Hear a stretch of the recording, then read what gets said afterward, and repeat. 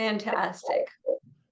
Well, I'm excited that we're all coming together today. And I would like to introduce, please welcome Mike Weiss, an industry leader whose career has shaped the landscape of horse racing and wagering across the country. Mike is the president and CEO of Weiss Ideas LLC, and he currently serves as the president of Parabet LLC, an advanced deposit wagering company that's contributed over $1 million to equine charity programs in North Dakota.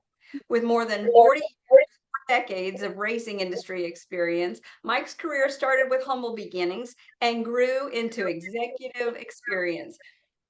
He's had roles at Beulah Park, America Tab, and Relito Park, just to name a few, and where he not only revitalized historic racetracks, but also pioneered innovative marketing strategies and wagering systems that are still in use today.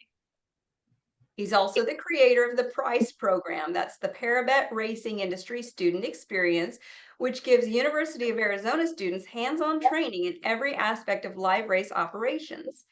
His commitment to mentoring the next generation of equine professionals has earned him national recognition, including the prestigious John F. Goodman Alumni Achievement Award, as well as over a decade of service on the Equibase Board of Directors. Known for his integrity, creativity, and deep industry knowledge, Mike continues to be a trusted voice in racing, wagering, and equine education. So please join me in welcoming the new general manager of Eureka Downs, Mike Weiss. Yay! Welcome, Mike. Take it away. Hello. All right. Can you hear me okay? Yes. Yeah. Yes. All right. Good afternoon, everybody. Thank you, Justine. That great introduction. I don't think I need to say any more, do I? Details, please. Okay. I am Mike Weiss, and if you're wondering why I'm here, I was approached by and hired by the Greenwood County Fair Board to help you all bring racing back to Kansas. I am truly here because of my love of the sport of horse racing. I'm sure some of you are wondering a lot, why I'm here, what I'm doing, and where my strengths are. So, am I a thoroughbred guy? Yes.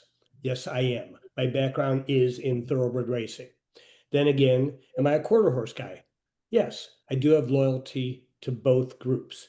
But the real reason I'm here is to bring racing back to life here in Kansas is because I do love our sport. And I look around the country and what's happening with the large groups, with the casinos, with sports betting, HISA, and I'm scared for racing and I'm scared for its survival. I put a lot of effort into this sport over the years. And that being said, so who am I, you ask? Justine made me promise to babble a little bit and tell you about me and my career, sorry. And then I'll talk about Eureka Downs and what I'm thinking. But right now, I'm going to take you on a little ride, as she asked me to, about my career and where I've been and just who I am, if that's all right. So as she stated in my introduction, I am the president of Parabet, an advanced deposit wagering company that is licensed in North Dakota. This is owned and run, it's an account wagering company that is owned and run by myself and my wife, Patty. My wife, Patty, and I have been married 34 years. We do this together. We live in Florida. We've been here 13 years now, both of us originally from Ohio. I started in thoroughbred racing way back at Thistledown Racetrack near Cleveland with a pitchfork in my hand. I started as a groom, cleaning stalls and walking hots. My first racing official job was at Thistle. I was the clocker in the morning. I timed the workouts in the morning, and then I got on the starting gate in the afternoon. I was loading horses in the starting gate. My next move was horse identifier. And this is long before everything was electronic. This is when you grabbed the horse by the mouth and flipped his lip and wiped the spit with your thumb just to read that tattoo. I did that for a year. And then one winter, I got really lucky and got to get on at Hialeah Park, which was like a dream. I mean, if you remember winter racing at Hialeah Park, that was the ultimate. I mean, the best of the best went there, the best jockeys, the best trainers, and it was the winter meet at Hialeah, and I got on as an entry clerk and claims clerk, and my goal or my schedule was to go to there for the winter and come back to Thistle, but as best laid plans end up, my bosses there would not let me go back to Thistle. They scheduled me to go on to Gulfstream and then to Monmouth Park, and then the plan was to go to Meadowlands because they wanted to keep me with them. I never ended up in Meadowlands. I did go to Monmouth in New Jersey as a racing official, but I ended up interviewing and going to Beulah Park in Grove City, Ohio, as the director of racing secretary. At the time, I like to say I was the youngest director of racing in the country. I like to say I was 20. It was 3 days before my 30th birthday, so I banged my chest, say got the job at 29. It was kind of cool. I did that for a couple of years, and then I ended up working director of racing at two tracks, at Beulah and at Birmingham Race Course, where they were running dogs and horses at the time, kind of like your Woodlands was doing. Um, was promoted to general manager, and I was at Beulah Park for 22 years. We made that a destination. It was 1,200 horses, primarily a thoroughbred track. I only ran 6 quarter horse races a year, but if you remember, I don't Quarter Horse Congress was the biggest quarter horse convention at the time, and I tried to place them around that convention, and I worked hard on those races and got them all graded stake races. So we had some really big quarter horse races at that time. Beulah raced September to May.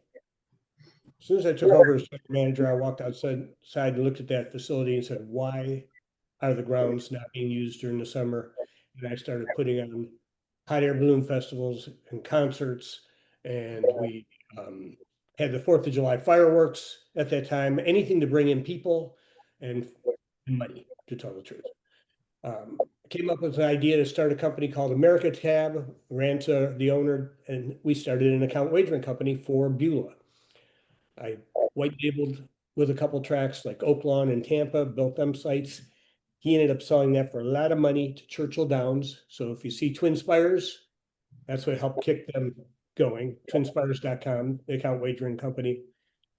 And then Beulah was sold to Penn Gaming and is now Mahoning Valley Racetrack. And I just didn't want to go work for a big public company. So I did not go along with them. Started another account wagering company called Dark Horse Bet and got licensed in North Dakota. That soon was sold to Monarch, a Stornet group. I went and reopened the North Dakota Horse Park at that time. And when that was sold, I said, "This is silly." I went and worked with that track, got that going, and I started my own. And that's when I started Parabet. My wife and I started Parabet. We've had this going strong for 13 years. Got a call from Rito in Tucson, and that's an 80-year-old facility. It's the birthplace of quarter horse racing. That's where I did get involved in quarter horses because it's like Eureka. It has a 5/8 mile track, mixed breeds. You ran thoroughbreds and quarter horses there, ran some thoroughbred races and some mixed breed races. Really a neat old place. I started the prize program, as Justine mentioned. Parabet Racing Industry Student Experience.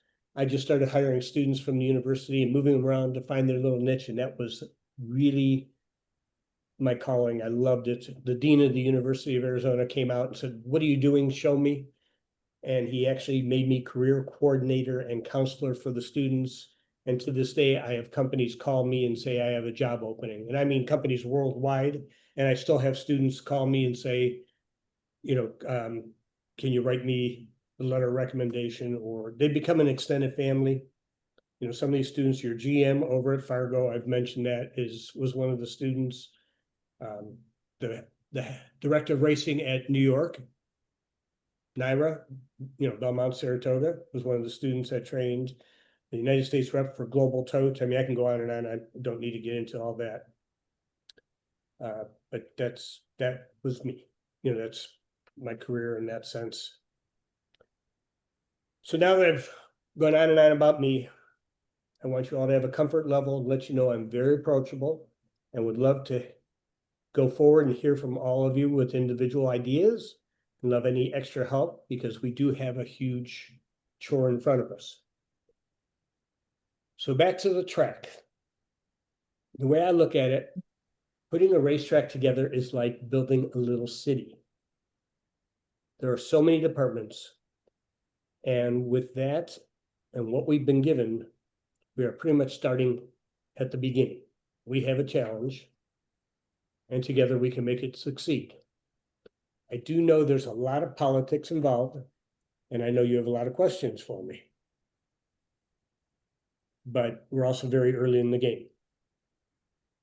Everybody that I've talked to seems so extremely excited and has a lot of questions, and I wish I had all the answers. Right now, I've been asked to come and do what I do, and that's reopen a racetrack. And we've seen these facilities, and we've got a long way to go. My first focus right now is on the racing surface, and that's my prime focus. I want to see that track back in excellent shape. I believe that's a priority. And that's for the equine athletes, the jockeys, and the exercise people. I truly don't care what my office looks like. I want to make sure those people going around and around and making those left turns, whether they're going straight or turning left, are staying safe. But I'm going to be out there meeting a racing surface expert who's flying in on the 22nd of this month. Comes from a family of expertise in this, and is, I mean, just did the new Nebraska track. It's done Woodbine. I got a whole list. We have his resume. Doesn't mean we're using him, but we're meeting with him. We've been looking at a lot of things. He's meeting me there at Fairgrounds in 2 weeks. And I'm thankful one of Greenwood County's board members, Gary Edmondson, was kind enough to disc all the grass up that was growing through the surface. I mean, it hasn't been touched. We've already priced a few safety rails, and it's amazing how they can look from a satellite in the sky and take a look at it and get the design and give you a blueprint of the rail and price it. We've done surveys. So we want to look at the drainage, we want to look at the sand, we want to work on that racing surface. But we're not stopping there. We do have some construction companies already bidding on paddock, on the jockey's room, on the test barn. We've got local companies and others beyond local that are looking at it. Stacy Randall's been extremely busy and helpful as my boots on the ground. I've been keeping her busy, that's for sure. Or maybe she's keeping me busy. I think it might be the other way around. I can assure you that. But we are not sitting idle. The next big question that keeps coming to me is, everybody's so anxious and excited, which is great, is when? When are we going to race? That's a tough question too. I would love to focus on some dates and work backwards, get a goal, work backwards. But we all have a lot to learn. I mean, is this casino state money flowing on time? I've got meetings when I'm out there set with the racing commission, with DJ Lopez. I mean, we still have rules to be written. Like I've stated, once you get past the racing surface, there's still a full city to be built. People have to think about that. We need to get our racing dates. We need to put our dates where the purses are large enough to draw trainers, horses, jockeys. We have to have enough barns and stalls to accommodate them. And how about manure removal? And Beulah was the largest supplier to Vlasic's farm, to Campbell's Fresh for their mushroom farm. And people don't think about that. Then you need a gate crew, starting gate, mutuals, tote equipment, accounting, money room, safe, racing officials, photo finish, timing system, marketing, security. You can't put horses on the track without EMTs and an ambulance and horse ambulance, track equipment. You got to have enough vets to work the race meet, our track vet, state vet, test barns, jockey silks, helmet covers. Again, I'll stop, but my point is, it doesn't stop. Every time you think we got this, oh yeah, there's admissions and parking and concessions or clubhouse tables and chairs. Oh, wait, the fire marshal, what's he want us to do now? So basically what I'm saying, you go on and on and on. It doesn't stop that quickly. You can't just say, let's run. But I believe I babbled enough to you, but I think with all your help, and I do mean all of you, with the support of the Greenwood County Fair Board, and then the KQHRA, KTA, and I've been told the KPHA, working, if we all work together, I believe Kansas can have a powerful racing program again. Very good. That's a great intro to everything. And at this point, I'd say we invite questions, and if there's any track specific questions that Mr. Weiss is not updated on yet, Stacy's on board here to answer as well. So I had a few of you I had to mute while we were on just because it was kind of jumping in, but feel free to unmute yourselves and ask those questions.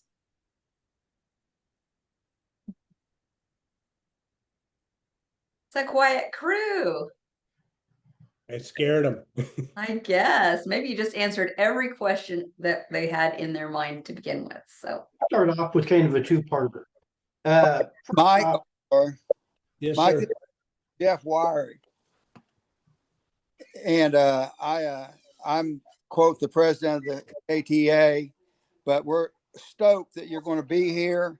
And I know that the word's out. I just talked to Jose Abar. He helps me with a few horses in Iowa, and the horsemen in Iowa were excited. So I've got some friends in Nebraska. They're excited. So I really believe this is going to be a great blessing for the Midwest. I really think so, especially with our location in the middle, kind of close to I-35 with Des Moines and down the rim. We're going to be a great opportunity. I'm really excited to have you here. Very appreciate you coming. Thank you. And if anybody can help, like you said, if we can figure out the best dates or track to,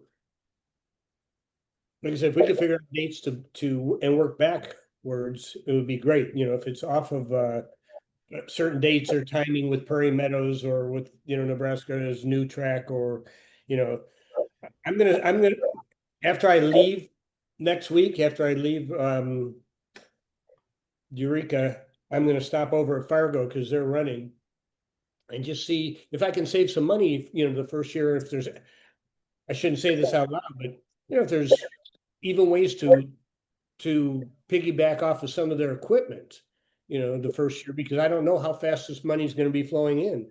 And if there's a way to get some of their equipment, lease it, rent it, borrow it.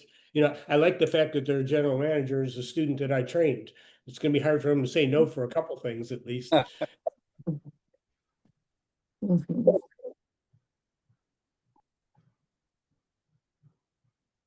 crowd, any other comments, any questions?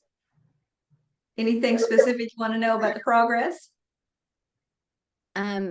So Mike, this is Rita Osborne, and I'm president of the Kansas Quarter Horse Racing Association.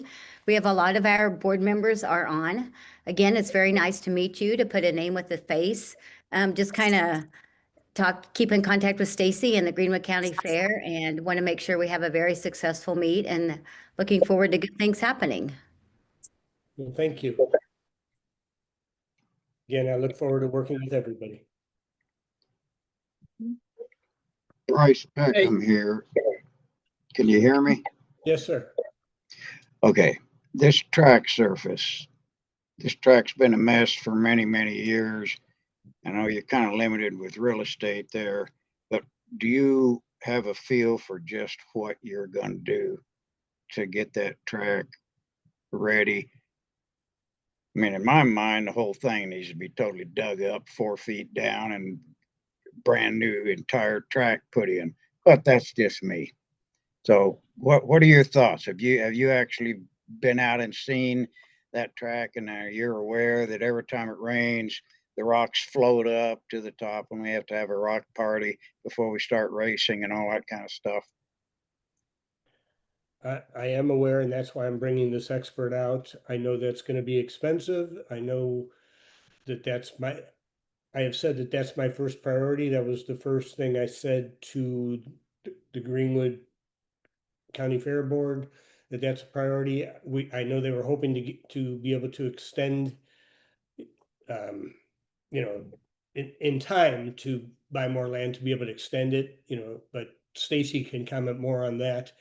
But yes, it's gonna have to, we're gonna look into drainage. That's why this expert is coming out. I really don't have the answer until then, but I know there is a lot that has to be done. Yes, sir. Who's the expert? Greg Coons, I can forward you his resume if you'd like. That's good. I got him. He's third generation. I know his family just did the new Nebraska track, and I got his, I have worked with him in other places, but I got his number again from the president of Caesars Entertainment, who was doing the Nebraska track, Joe Morris. Got it. Okay, thank you. And he Mike, will be on the track on that Tuesday, I think is the 22nd or 21st. I think you said the 22nd. Tuesday's the 22nd. 22nd and 23rd. Mike, DJ Lopez, Kansas Racing and Gaming Commission. We've had numerous conversations as of late, and I want to applaud the Greenwood County Fair Association for their hire and getting you on board to get this going from a commission standpoint. We appreciate it, and we're looking forward to working with everybody in the industry and hammering out a timeline of sorts to get live racing back to the state. It's important to the commission. It's important to the state. It's important to the citizens of the state and the industry. It's definitely important. So applaud Greenwood County, applaud everybody here that's here, and applaud Mike for our communications that we've had so far. I will meet with him on July 22nd, so we can hammer out even further timeline. But a number of you have signed up to speak to our commission at our July 18th meeting. We're looking forward to that, and yeah, we appreciate it and welcome aboard. Well, thank you. I didn't even realize you were on here.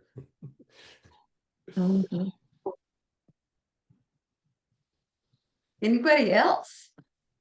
Yeah, this is Kurt Eck with KQHRA. Again, thanks for making the introduction and being on with us today. Is there, I know there's a ton of work that has to be done, but from your standpoint today, and maybe DJ can chime in as well, does next fall racing still seem like a doable thing? It would be a great goal. Yeah, I echo that too. That's part of the reason for our July 22nd meeting down at Eureka. So Mike and I can get together, take a look, maybe hammer out a timeline and get a better knowledge of it to see, maybe a timeline of racing starting back up. But like I told Michael, that if live racing is going to rely on some of the HHR funding trickling down through the funds, there are mechanisms in the statute that require things to happen prior to that happening. So, so if there are some funds that are needed to get that live racing up, there may be a little bit more of a delay. Now, I think the commission, or at least from my standpoint, and I think we're on the same page with Mike as far as like the track surface, and the track surface being safe for the equine athletes and the horses and the jockeys and everybody involved in the industry, and then also, the railing for the jockeys and stuff like that. Safety is probably the number one priority. If we can get those two things workable, everything else will fall into place. We're willing to work with the industry down there to actually get this up and running, but we want to make sure the track surface and the railing and the safety of everybody involved is number one. So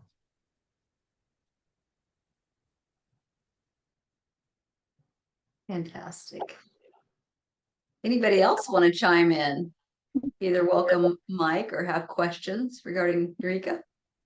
I would just like to say, Floor. me or who? You've got the floor.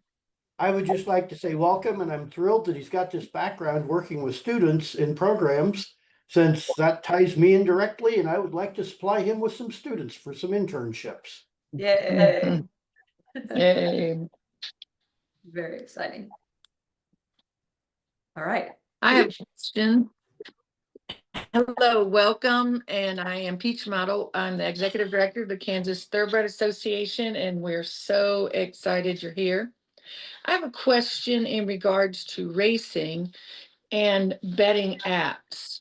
So since we won't be able to like simulcast, will people be able to bet on the races that occur at Eureka? And is that a benefit? I mean, off track. Will it be off track betting at Eureka? And how does that benefit the track? Well, you mean bringing other signals in? Yes, like a betting app. When I don't understand that off track betting is generally simulcast, right? Can Right. you can bet on a race with a app on your phone? Does that allowing that benefit the track? And if so, how does it apply with HISA? If you're sending your signal out, meaning if Eureka wanted other tracks to wager on us. No, if then- Eureka wanted to accept or allow people to bet on the races. So I might be misunderstanding the process. Okay, if they'll be able to bet on the races at Eureka Downs, but if Eureka wanted other people to wager on them, then you have to be HISA compliant if there's thoroughbreds involved. If there's quarter horses, that's a different story, but that would be, if we're only gonna run a shorter meet the first year, that would be too costly. We can Absolutely. I could explain that. It would be a little more of a process. Because then you'd have to Yeah, have we're not. uplink and, to send the video out and all that. But the HISA is more, right now, HISA is focused on the thoroughbreds. And if you're sending your signal out, meaning across the state lines. So if I was sitting here in Florida and I wanted to bet on Eureka, then you'd have to be a HISA compliant, and that would be very costly. Okay, that's what I wasn't sure if it applied to just your phone apps like it does racing. Yeah. Yeah, and we're not. And HISA has a lot of problems that a lot of our members have dealt with, that we're hoping that changes will be made, or the constitutionality will be. But enough said. I just didn't know how that Eureka would make all betting revenue based on site only. Yes. That's correct. Okay, Correct. thank you. I mean, in time, when you go to a longer season, if you did expand the track and go to a longer season and you want to bring other track signals in to Eureka, like you wanted to bet on the Kentucky Derby in Eureka, that could be possible. But, for a short time, it's probably would not be worthwhile. Because I would expect. Are you familiar?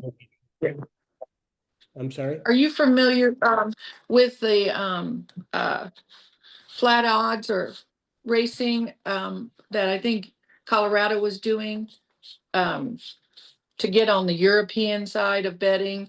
What's it called? Where the same odds. Fixed odds? Yes, sir. Yeah. Are you familiar with any of that? And Most have you of the seen time, any of that growth? Yeah, I don't know ins and outs of it. I mean, it wouldn't be that hard for me to get the information. Oh.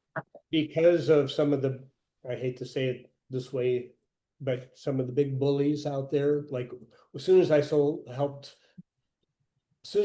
my own, some of the big companies didn't like me back in the account wagering company, so they took their tracks away from me. So Parabet still does a good business, but I have to focus more internationally than I do locally, because groups like Churchill take their signals away from me because they want it all for themselves. Yes, sir. Yes, So sir. I do Thank you understand. for being here. Welcome. Yeah, I do understand the international models, yes. Thank you very much. Welcome. Do you have anybody else out there that has a question or a comment for Mike or for Eureka Downs? Or for DJ?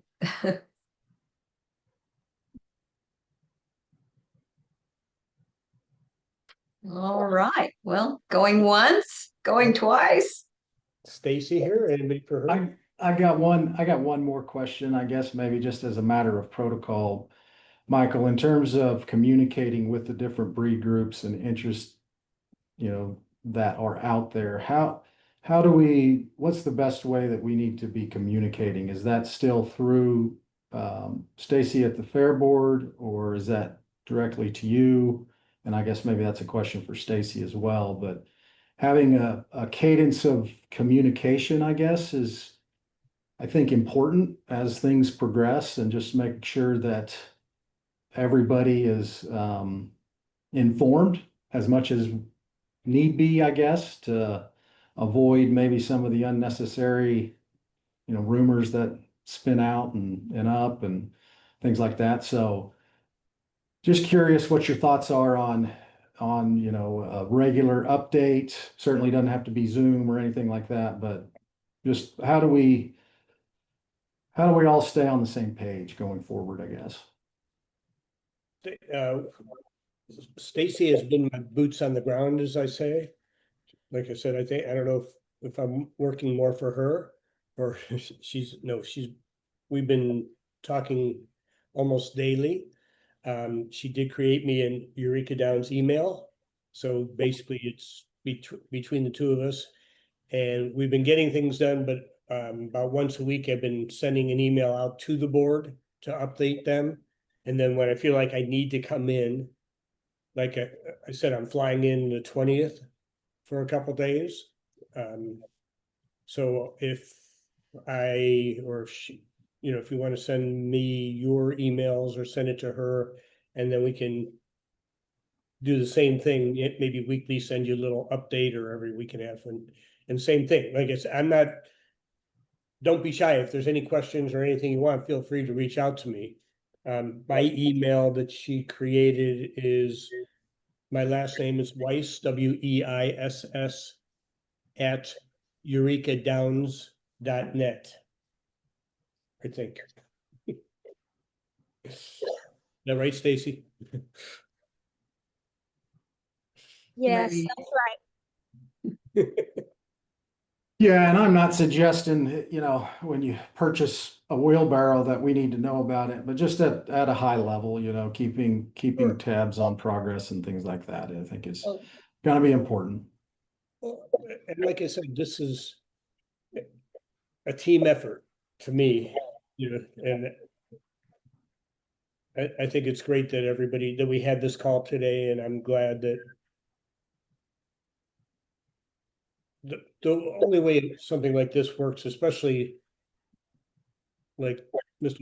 Peckham said, that track is going to need a lot of work, and we've got to stay on it. So that's important, and you're going to need to know, and I know Stacy has been working at a lot of different angles on that track when different surveys and things, because they were trying to get more land, which isn't going to happen for this next year, but there is hopes in the future to expand it.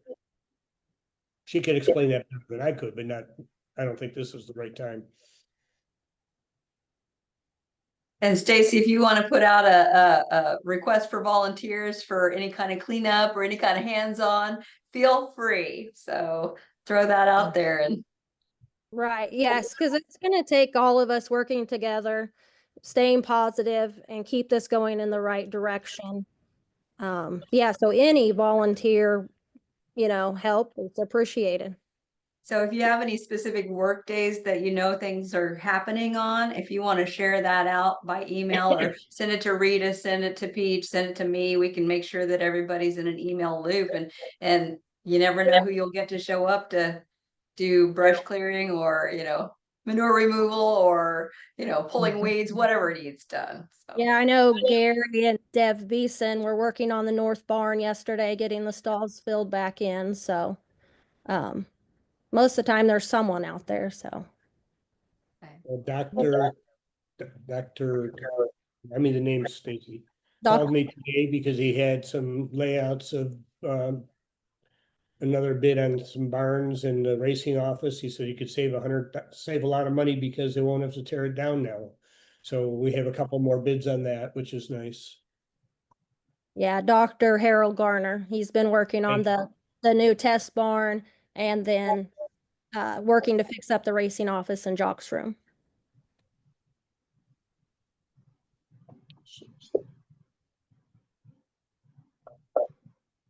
Hey. Anybody else? We still have 21 people on here, so that's kind of nice. But everybody's awful quiet. Hi everybody, this is Shay. Hey, I do have one. So I had a thought. I've been hauling to some KPRA rodeos this year, which hasn't gone very good, but that's regardless of the point. But I noticed that when I stop and I talk to people and I tell them, hey, did you know that we're bringing back racing to Kansas? They look at me like I'm crazy, like they had no clue. And I know we have our Facebook page, but I was kind of wondering, Rita, where were we at with maybe some hats or koozies or something where if I wanted to set up a booth, maybe like Garden City is a huge one and it's coming up. This is going to be their second KPRA rodeo this year. And we get a lot of people in a big crowd. Why not set up a booth and maybe try to get more people out here? So if you're asking me, Shay, so we're not anywhere on hats, any kind of promotional stuff. We do a newsletter each month that we send out to our members. If they don't have email addresses, then I print off a copy. Hopefully they can share that with whoever. But as far as any promotional items, I mean, I think it would be a good idea, but again, everything costs money. So we're just kind of, I guess, on hold for that. Okay. Well, I don't know. We had talked a little bit about, I have a Cricut machine and I'm kind of getting handy with a few things. I've thought about, I was going to make some koozies as a trial run anyways. If I can figure that out, I would be more than happy maybe to start making some koozies just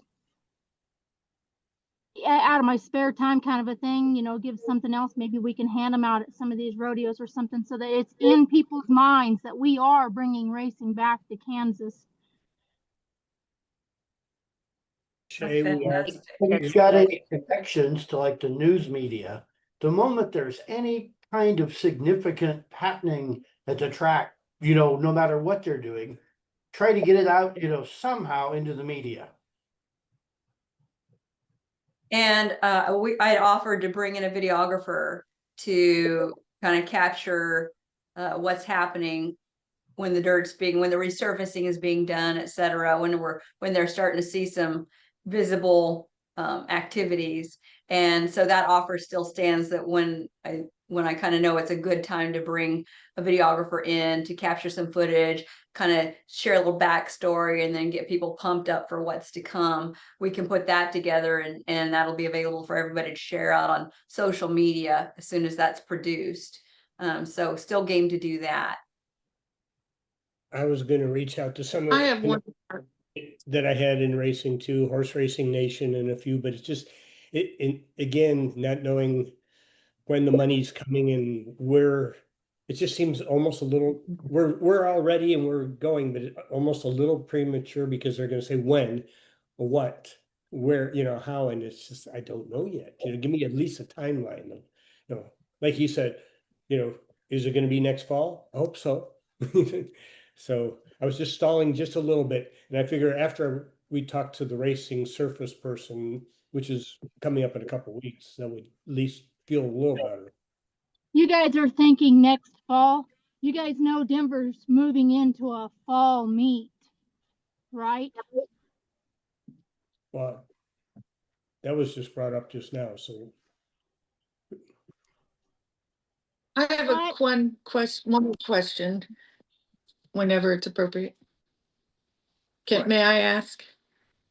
You have the floor. In regards to commercial, okay, sorry, I always jump in. In regards to commercial breeders, we have several of them in the state, and right now, and rightfully so, you don't know. We're all needing to know whether we should diversify foaling in Kansas right now, and what do we tell to our customers who are trying to market a Kansas foaled horse to?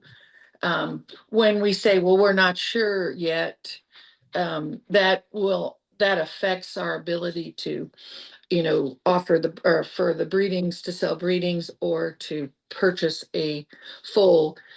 Is there something that you feel somewhat okay in saying that we can say to help market these now? Because breeding requires probably 2 or 3 years and 3 years in advance, and so because of the unsurety of things, several of us are saying, well, maybe instead of our commitment to foal so much, and that we might have to break up and do something in Iowa to try to kind of balance things to keep so all of our eggs aren't in one bat. Any guidance in that department for breeders?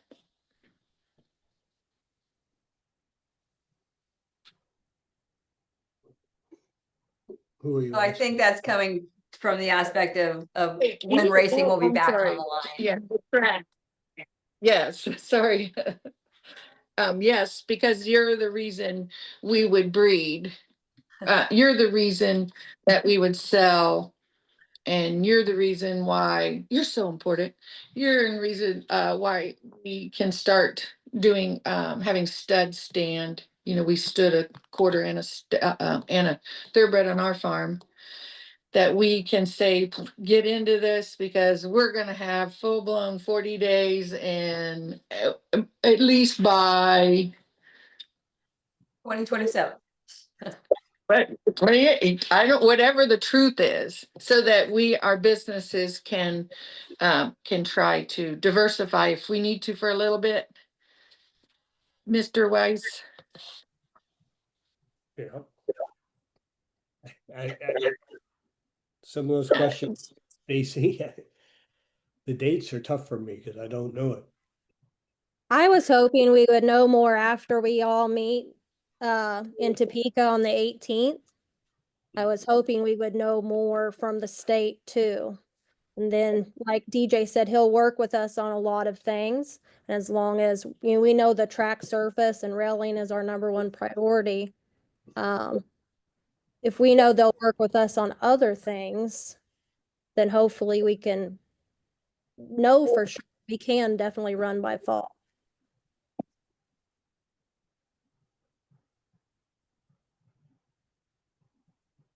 Thank you. I had one more quick question. Michael, you had mentioned working with KTA and KQHRA, and then you had said KTHA. Thanks. AP, That's the what- paints. Oh, okay. All right. Thank you. They're small but mighty. We Jesse can't had forget mentioned them. they may be on this call, so I don't know. Mhm. The paints have a small presence, but they want to be included. So, definitely they've been invited to the conversations, and so we'll give them recognition. Obviously, the two main groups that have influence on things is the Quarter Horse Racing Association and the Thoroughbred Association. And I think the paints have decided they will, follow suit with either or whatever consensus is made on any rule changes and edits. But yeah, so the paints are certainly always included in dialogue, so that they also have an opportunity to weigh in. So. All right, one more question. Sorry. Are you guys anticipating any regulatory changes on the fair fund regulations in particular? Is there been any discussions or requests or just any So that's probably for me. Kurt, is that correct? Yeah, I didn't know if. Yeah. So the July 18th meeting is to start a dialogue with our commission to essentially voice the industry, have a voice out there. It's always been the commission's prerogative or priority to make sure the industry is heard in all facets of the industries that we regulate. And live racing is quickly knocking on our door. So we thought it would be wise to open that door and allow those voices to be heard. So that's what we're getting those dialogues for. Unfortunately, with the way the state processes go, that changing regulations is not, we can't do that with a stroke of a pen. So we want to make sure that we hear everybody's voice on changes of regulations, whether it be the bred registry, whether it be the horse racing rules, whether it be any of that. And then we can take those under advisement, and then we could draft some stuff, some regulations or do some things, and then let it go through the process. So I guess that's probably a long answer to your question, but I'll tell anybody that will listen that that the regulations and getting regulations passed or changed is just not with a stroke of a pen anymore. It takes a good amount of time. And I'll tell you this, and I know it's not the same industry, but we changed one regulation in on the Keela side or on the casino side, and it took us 6 months to get that done. Do you want to share, DJ, that process, what it comes out of your office and then who it goes to and all that? Well, it's kind of convoluted, and I'm not exactly sure that I completely understand it, but it goes to the Department of Admin, then to the AG's office for review, and then back to the Department of Admin, then to us, and then, there's just, it's kind of like a circle. But there is a process, and it is quite lengthy. I don't want to be pessimistic on that. I want to, we're willing to do anything to get racing back up and running, and we would like to do that quickly. It's just a matter if the process allows us to do that. Mm-hmm. Who else is out there? Does that answer your question, Mr. Beck? Yeah, I think so. I was more just curious if there's anything with the change in the statute now that conflicts with existing regulation. Does that take precedent to get updated sooner or not? Right. Yeah, I understand too. Yeah, I see what you're talking about there. Yes. So I will tell you that we've had a lot of our resources dropped into getting the HHR facility up and running, and we have chosen to redirect some of our resources to start really diving into what we need to do to get the live horse racing back up. And the track surface and working with Mr. Weiss is just one of those working components. But we also have a legal team looking over regulations, statute, and all of that stuff. We are now doing that. So hopefully when we get a timeline of possibly the track being ready, we'll have a timeline of sorts with other things too. So yeah, great. Thank you. Yes, sir. Super. Anybody else out there with questions or comments or hooray, celebration? Go ahead. Dr. Peckham has the floor. Oh, thank you. We're just talking about how quickly the wheels of government turn. There is a vacant seat on the Racing Commission, has been well over a year. I applied for that seat last August, and I still don't know anything, haven't heard anything. So if any of you know the governor's private line, got her cell number, I might use some help there. There is nobody on the commission now that has a clue about racing. They're all gaming and casino people, and it would be nice to have somebody that has a little bit of racing experience as the fifth seat on the Racing Commission. So if you got any influence out there, throw my name out there. I applied for it and haven't don't know anything yet, so. And if I may, just kind of piggybacking off of Dr. Peckham's, and I want to reiterate, yes, a lot of our commissioners are new at this, as I am learning as I go. I did get in on racing before it left us, but I was just an agent at that time. But most of our commissioners have not been around racing. So I was thinking, rather than everybody that wants to discuss anything at our meeting, that if we could keep it, I don't want to say, I want you to be able to voice your opinions and voice what you want to see and stuff like that, but kind of, I guess, keep it in layman's terms and stuff like that. But we're willing to listen. The commission is anxiously willing to listen and learn, and just help the industry out to try and get this back up and running. They are very excited. I know that. I've talked to our chairman, and he's very excited. We're very excited, but we just want to make sure we get everything right. So,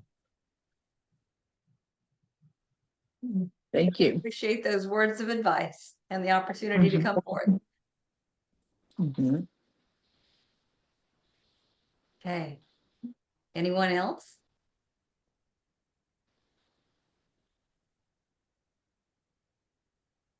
Well, we are just about an hour into the presentation, and I'll give you a going once, going twice. Anybody else want to give a shout out or a thank you or have a question? I'm sure that you are able to email later on if anything comes up. And what I'll do is share the recording of this for any of our friends who have not been available to hear all this great discussion. So it'll be available for review. And with that, I want to thank Mike Weiss and DJ Lopez and Stacy Randall for being willing to kind of lead some of this discussion and conversation and answer some of those tough questions. So thank you for your time. And I appreciate everybody that joined us today via Zoom to greet and meet Mr. Michael Weiss, the new GM of Eureka Downs. Thank you. Yeah. Thank you. Thank you. So, Appreciate your time. appreciate you all very much. And at this point, I can stop the recording, and then if those who are going to be present during the July 18th presentation, if we want to continue discussing so that we're not like all saying the same thing or bringing up the same points, I welcome you to stay on and we can kind of dialogue so that we can kind of organize for the July 18th presentation before our commissioners. So I'll go ahead and stop the recording, but we'll continue the Zoom. How's that?